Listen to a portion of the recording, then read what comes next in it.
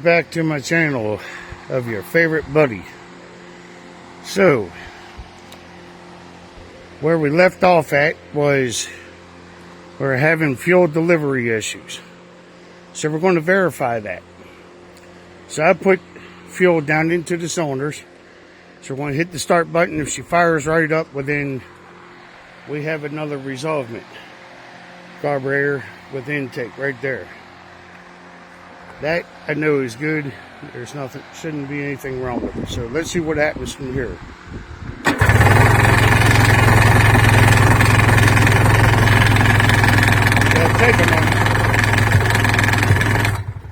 Take a moment because I think I put a little too much fuel in there. So it'll take a moment. Be patient. There we go.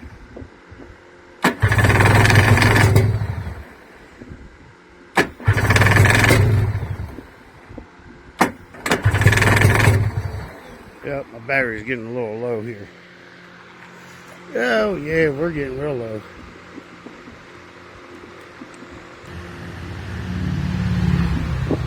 Alright, now let's go for it.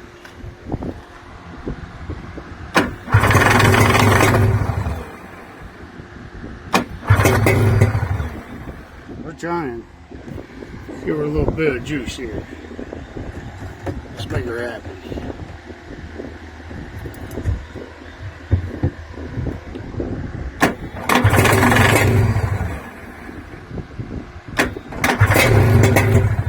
There we go. Now we're getting somewhere. Guys, hang tight.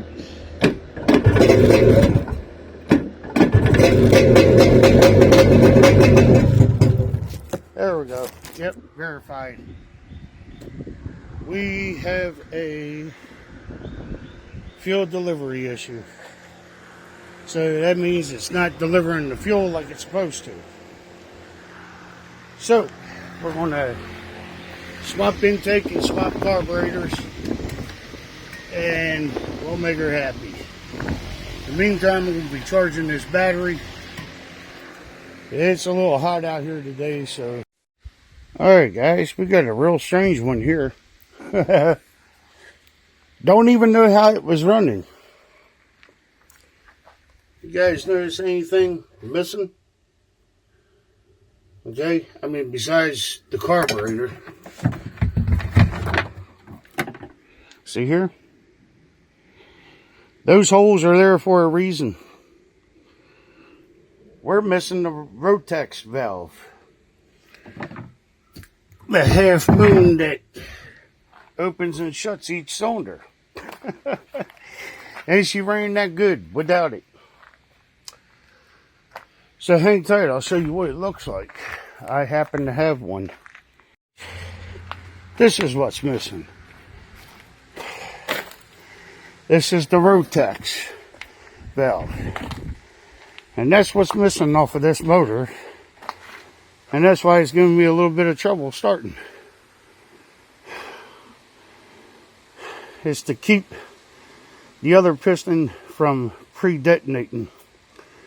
So, once this goes in, she'll be a nice runner at this point. Really disturbed and surprised at how this motor actually ran. So, I don't know.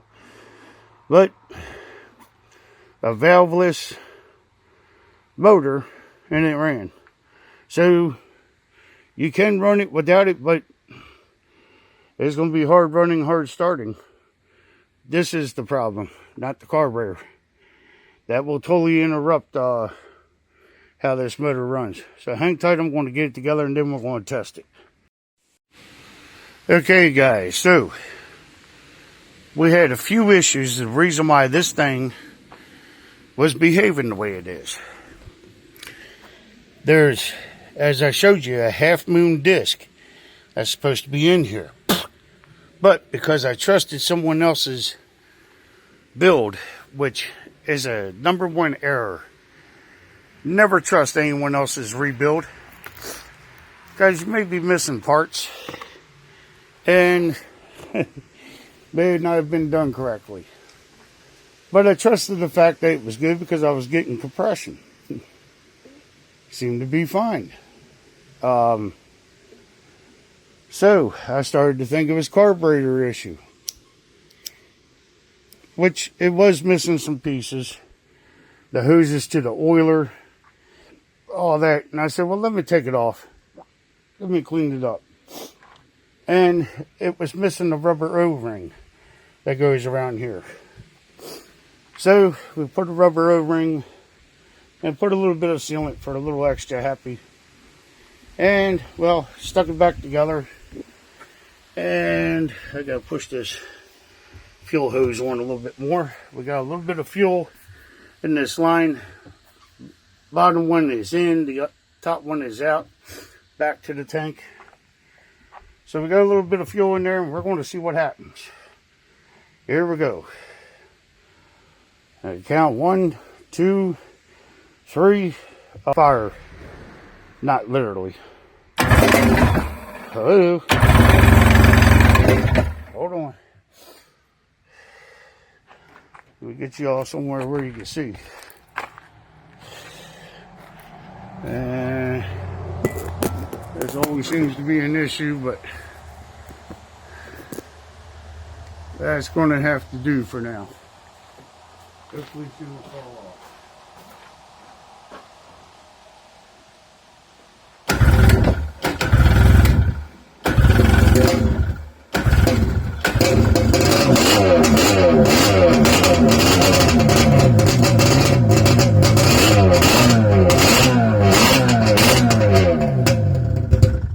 There she is.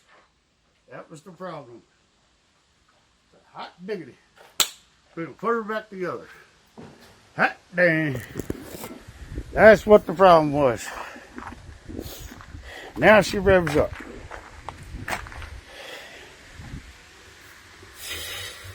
So, she revved up pretty good, where I couldn't do that before.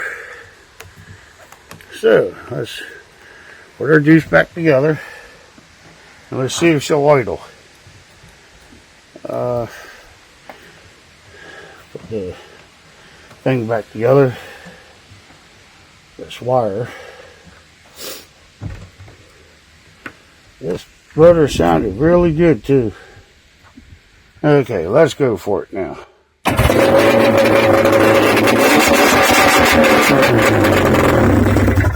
Yeah.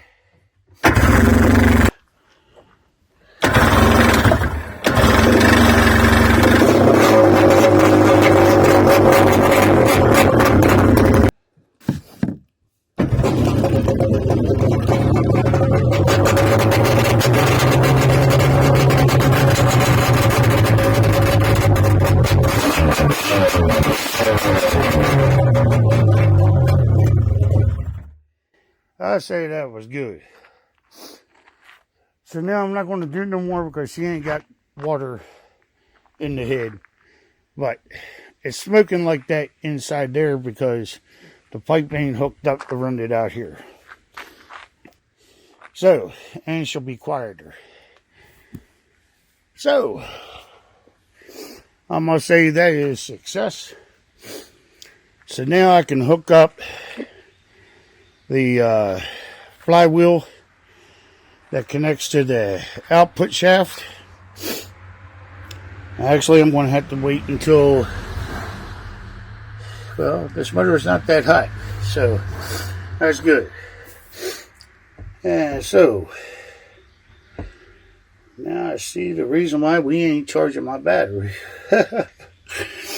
I don't have the jumper cable hooked to it. I'm trying to find the other end. There it is. Fell off. And so now we're going to have to. Now she's charging. So apparently the charging system is working because before it was saying sulfated until I started the jet ski. So good deal. Good deal. So now we got to do motor mount. The flywheel for the output shaft.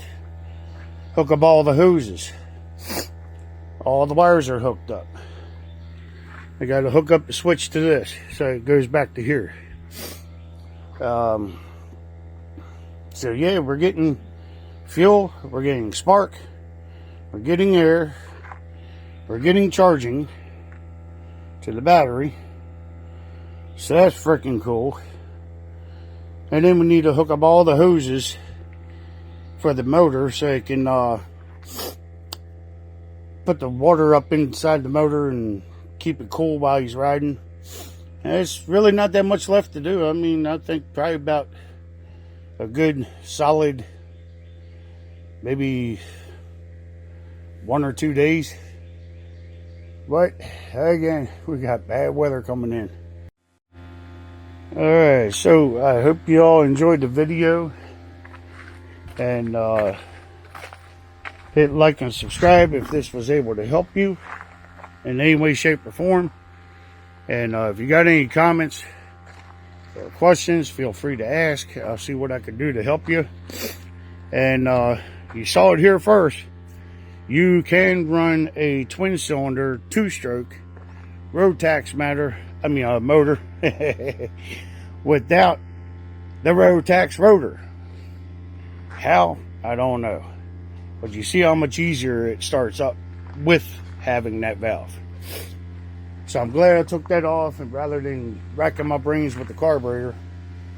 But as soon as I pulled that off, I looked down, I was like, it's missing that rotary valve.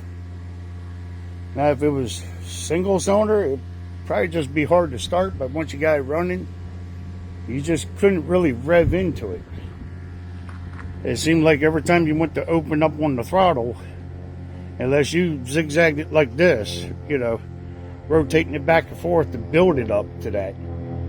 But instantly now, setting that in, set the timing, boom, she fired right up. And now she revs up, holds idle, she sounds great. Awesome. Now, go and have fun.